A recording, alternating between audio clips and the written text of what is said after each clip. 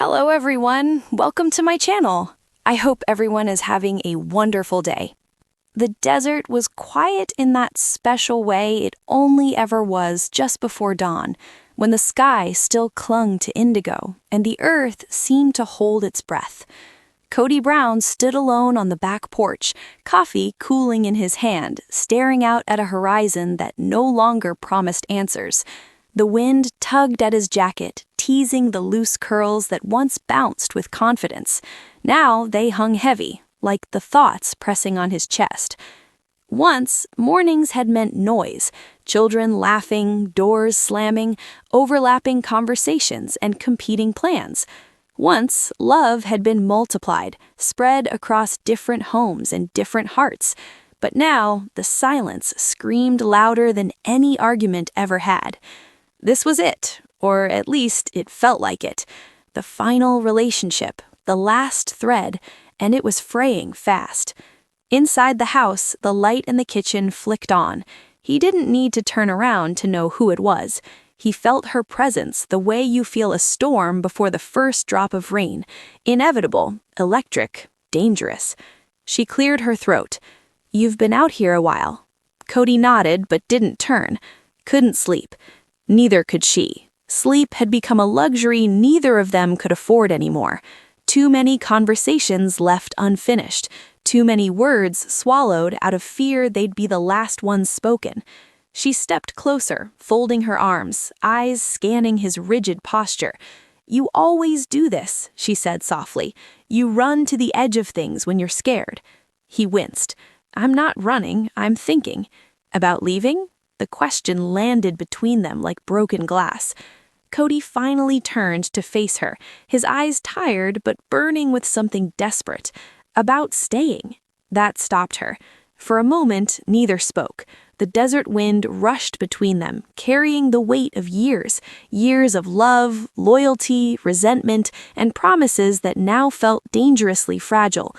People thought they knew Kody Brown.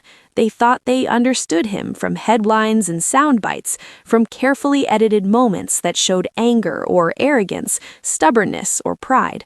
But standing there in the half-light, he felt stripped of all that. He wasn't a character anymore. He was just a man terrified of ending up alone. "I never thought it would come to this," he said quietly. "I really believed, if I tried harder, if I explained myself better, if I just held on longer." She cut in gently. "You thought love would survive on intention alone." He swallowed. "Isn't that what love is?" She shook her head. "Love is action. Love is listening. Love is changing when the old ways don't work anymore." The words stung because they were true. Kody had spent years defending a structure, a belief, a vision of family that once felt unbreakable, but time had chipped away at it. Cracks formed, voices went unheard, and slowly, one by one, the people he loved chose peace over persistence. Each goodbye had left a mark. Each departure whispered the same haunting question: was it me? Now, standing at the brink of losing the last person still willing to fight, the question roared. "I don't want this to end," he said, his voice breaking. "I don't want our story to be another failure people talk about." She sighed, her shoulders slumping. "This isn't about what people think. It's always been about family," he insisted. "And what about us? Where do I fit in that picture?" He opened his mouth, but no answer came. For years, he'd prioritized the big picture, the collective, the idea. Somewhere along the way, the individual hearts got lost. Her eyes softened, but there was exhaustion there too. "I've been holding on because I believe there's still something here, but belief alone is wearing me down." Kody stepped closer, reaching for her hand.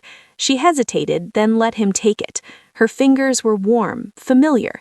The touch sent a rush of memories flooding back. Late-night talks, shared laughter, dreams whispered under blankets. "I'm willing to do the work," he said urgently. "Counseling, conversations, whatever it takes, I can change." She studied his face, searching for something beyond words. "You've said that before," he admitted, "but I've never been this scared before." Fear had a way of clarifying things, stripping away ego, forcing honesty. I don't want to wake up one day and realize I lost the last person who still saw something good in me. I don't want to be a cautionary tale. Her grip tightened slightly, then stop fighting to be right and start fighting for us. The sun began to rise, casting pale gold across the desert.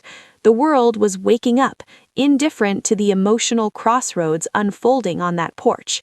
Later that day, Kody sat alone in the living room, flipping through old photos. Smiles frozen in time, family gatherings that once felt eternal. He lingered on one picture longer than the rest, an image of the two of them laughing, unaware of the storms ahead. When did we stop choosing each other, he wondered. The answer hurt because it was simple, slowly, quietly, without realizing it. That evening, he cooked dinner. Really cooked, not just reheated something out of habit. He set the table carefully, lighting a candle he found tucked away in a drawer. It felt almost foolish, but he needed to try. When she walked in and saw the setup, surprise flickered across her face. What's this? A start, not a grand gesture, just effort. They ate in cautious conversation, every word deliberate, every pause loaded. It wasn't perfect. There were moments of tension, flashes of old hurt, but there was also laughter, hesitant but real. After dinner, they sat together on the couch. The distance between them felt symbolic, a few inches that represented years of emotional space. "I'm not promising anything," she said quietly. "I need consistency, not just tonight, not just when you're scared. I know, I'm not asking for forgiveness all at once, just time." She nodded slowly. Time is the one thing we're running out of. That night, Kody lay awake, staring at the ceiling. The house felt different, not healed, but not hopeless either, somewhere between breaking and rebuilding. He thought about the man he'd been, the man he wanted to be. He realized saving this relationship didn't mean clinging harder. It meant letting go of control, of pride, of the version of himself that refused to bend. Morning came again, and with it, another chance. Over the following weeks, the changes were small but noticeable. He listened more than he spoke. He showed up when he said he would. He asked questions and stayed quiet long enough to hear the answers. There were setbacks, arguments that reopened old wounds, days when she pulled away, unsure if trusting him again was wise, days when he wondered if it was already too late, but he stayed. One evening, as they walked together beneath a sky full of stars, she stopped and looked at him. "I see you trying," she said, "and that matters." Hope flared, fragile but alive. "This might still end," she added honestly. "I need you to understand that." "I do," he said, "but I'd rather fight for something real than surrender to fear." She took his hand, lacing her fingers through his. The gesture felt symbolic, but it felt monumental. Was this the end? Maybe. Or maybe it was the beginning of a different kind of love, one not built on structure or expectation, but on humility, accountability, and choice. Kody Brown didn't know how their story would end, but for the first time in a long time, he wasn't running from the question. He was facing it. And sometimes that's how love survives, one brave, imperfect step at a time.